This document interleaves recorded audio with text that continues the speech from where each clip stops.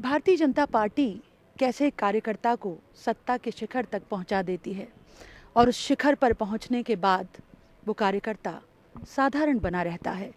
मेरे साथ इस वक्त जो शख्सियत मौजूद हैं, मध्य प्रदेश के मुख्यमंत्री डॉक्टर मोहन यादव। और ये जो बंगला आप देख रहे हैं, 2 साल बीत गए हैं। मोहन यादव जी इस बंगले में अकेले रह रहे हैं, परिवार उनके साथ नहीं है। और अभी कुछ दिनों पहले उन्होंने अपने बेटे का विवाह किया सामूहिक सम्मेलन में। बच्चों की तो ख्वाहिश होती है कि बहुत धूम धड़ाके के साथ, और जब पिता मुख्यमंत्री हो तो बहुत जश्न के साथ शादी हो। कितना मुश्किल रहा आपके लिए उन्हें कन्विंस करना। 2 साल पर भी मैं बात करूंगी, पर इस इमोशनल सवाल के साथ शुरुआत करना चाहती हूँ।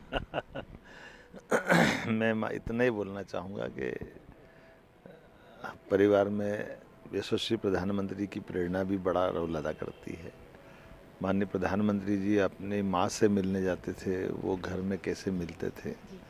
मेरी जानकारी में उनके भाई का बेटे का विवाह हुआ, तो एक प्रधानमंत्री के भाई के बेटे का विवाह और 100-200 लोगों के बीच में ये बहुत सामान्य तरीके से होना, ये संदेश अपने आप में था। हमने अपने बच्चों की, बड़े बच्चे की जब शादी की तो उस समय भी 40-50 लोगों के साथ विवाह किया था। इस बार बेटे से कहा कि बेटा अगर अपन सामूहिक विवाह में करें तो क्या, बेटा सर्जन है, उसकी पत्नी भी MBBS करके PG कर रही है। तो हमने कहा नहीं, हम सहमत है इस बात के। तो बड़ा मज़ा आया, इस बड़ा उनने सहजता से स्वीकार कर लिया, तो मेरा भी मन बढ़ गया और अच्छा लगा कि एक वेटर का विवाह भी उसी में हुआ। वेटर ने अपनी पत्नी के साथ फेरे लिए। इसी स्थान पर एक ड्राइवर का बेटा भी, एक किसान का बेटा भी, हर एक के साथ हम सब एक समाज का हिस्सा है। और मैं मान के चलता हूँ कि बड़ी जवाबदारी अगर आपके पास है तो आपको बड़े आदर्श उदाहरण देना चाहिए। उससे समाज में संदेश, सकारात्मक संदेश जाता है। 2 साल का जो कार्यकाल रहा, उपलब्धियां हम देख रहे हैं कि बिजली के मसले में जैसे हम आगे बढ़े, नक्सलवाद खत्म हुआ मध्य प्रदेश में। लेकिन इन 2 सालों में चीफ मिनिस्टर साहब के सामने वो 2 बड़ी चुनौतियां क्या आई जिन्हें क्रैक करना बहुत मुश्किल रहा, लेकिन आप मंजिल तक पहुंचे? मेरे को सबसे बड़ी चुनौती थी नक्सलवादी थी, क्योंकि नक्सलवादी का इतना बड़ा नेटवर्क, इतना डरावना दृश्य, और हमारा राज्य भी इतना बड़ा कि उनकी संख्या बहुत थोड़ी थी। लेकिन उतनी थोड़ी संख्या को ढूंढ करके या तो मार के ढेर कर देना या सरेंडर के लिए मजबूर कर देना, और ये भी टाइम लिमिट के अंदर, ये बहुत बड़ी चुनौती, असंभव जैसी थी। मैंने अपने अधिकारियों को बात की, उनसे कई 2 साल से पीछे लगातार हर महीने हम मीटिंग करते थे, बात करते थे। तो सब कहते साहब बहुत बड़ा चैलेंज है, बहुत बड़ा चैलेंज है, लेकिन मुझे संतोष है कि अंततः हमने वो सफलता हासिल की। इसी प्रकार से नदी जोड़ो अभियान भी बहुत बड़ी चुनौती थी। राज्य के साथ, राजस्थान के साथ तो 20 साल से मुकदमे चल रहे थे पानी के बंटवारे को लेकर के, लेकिन प्रधानमंत्री ने आह्वान किया कि नदी जोड़ो अभियान में राज्य की मदद करे, एक दूसरे के साथ आए। मुझे संतोष है कि हम बहुत सफलता के साथ, न केवल केन बेतवा यूपी के साथ, पार्वती कालीसिंध चंबल योजना राजस्थान के साथ, इसी प्रकार से महाराष्ट्र के साथ ताप्ती नदी जोड़ो अभियान में काम किया। मुझे याद है जब आपने शपथ ग्रहण आपकी हुई थी और उसके बाद से लगातार कांग्रेस ये मुद्दा बनाती थी कि ये लाडली बहना योजना जो है वो बंद होने वाली है। लेकिन हम देख रहे हैं कि धीरे धीरे उसकी जो किश्त की रकम है वो बढ़ रही है। लाडली बहनाओं के लिए 2 साल बाद मुख्यमंत्री जी का संदेश क्या है?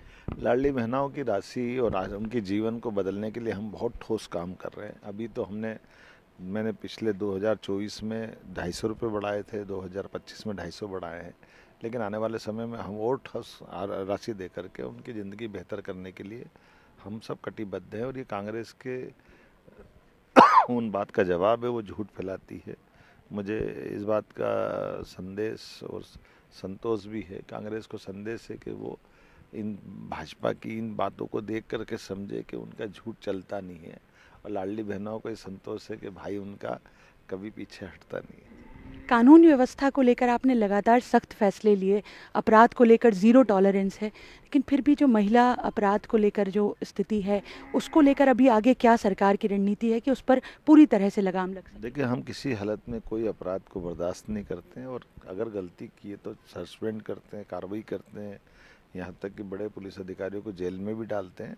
लेकिन अच्छा काम करता तो प्रोत्साहन भी देते हैं। हमारे पास इस बात के लिए गुंजाइश है हमारे राज्य के अंदर हम अपने कानून व्यवस्था के मामले में किसी प्रकार की कोताही बर्दाश्त नहीं करते। मध्य प्रदेश की जो पहचान थी अभी तक भूगोल से थी, लेकिन आपने इन 2 सालों में ये किया कि मध्य प्रदेश अपने गौरवशाली इतिहास के साथ खड़ा हुआ है और उस पहचान के साथ खड़ा हुआ है। अभी इस क्षेत्र में कितना एक्सप्लोर किया जाना बाकी है? लगातार काम करने की आवश्यकता है। और जब हम विरासत से विकास की ओर बात कर रहे हैं तो विरासत पे आज ही हमने राजधानी के स्वरूप बदलने के लिए हमारे गौरवशाली अतीत विक्रमादित्य का उनके नाम पे द्वार बनाने किया है, भूमि पूजन किया है।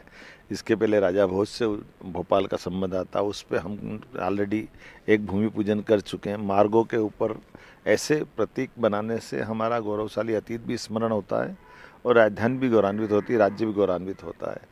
तो अतीत के इसी क्रम में हमने भगवान कृष्ण की पाथेय योजना चालू करी, श्री कृष्ण पाथेय। जहाँ जहाँ उनकी लीलाएं हुई उस स्थान को तीर्थ बनाने वाले हैं। ऐसे बहुत सारे काम हम कर रहे हैं। चित्रकूट का धाम अद्भुत करने वाले हैं। धार्मिक पर्यटन को बढ़ावा दे रहे हैं, वन्य संपदा को बढ़ावा दे रहे हैं, औद्योगिकरण को बढ़ावा। हर क्षेत्र में राज्य कैसे कैसे आगे बढ़े उस पर हम काम कर रहे हैं। आखिरी सवाल आपसे ये कि इन 2 सालों में वो एक कौन सा निर्णय था जिसे लेकर आपको निजी तौर पर संतोष हुआ कि हाँ, मेरी राजनीति में मैंने ये फैसला लिया? निर्णय तो जैसे मैंने कहा है कि निर्णय तो इतने सारे हैं, लेकिन एक फैसला हमने ये भी लिया है कि आर्गन डोनेशन को बढ़ावा देना चाहिए। मेरे बेटे डॉक्टर अभिमन्यु ने कहा कि पापा आप ये गार्ड ऑफ ऑनर चालू कराइए।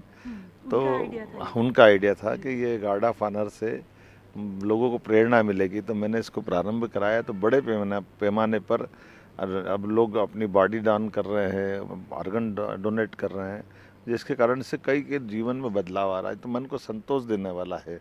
इस निर्णय को हमने परिपालन कराया।